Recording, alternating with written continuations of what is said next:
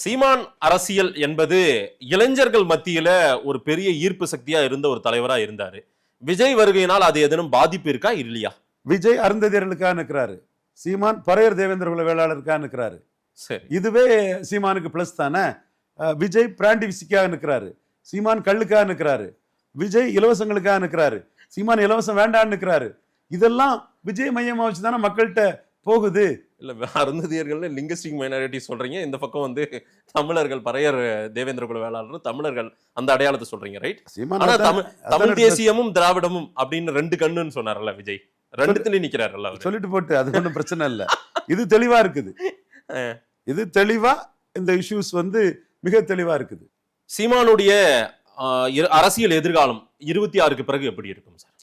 26ல் அவர் இரட்டை இலக்க வாக்கு தெளிவா 234 தொகுதியில இரட்டை இலக்க பர்சன்டேஜ் பர்சன்டேஜ் 234 தொகுதியில பார்லிமெண்ட்ல 8 எடுத்தவர் சட்டமன்றத்துல மிகப்பெரிய ஜம்பிங்க பெறுவாரு.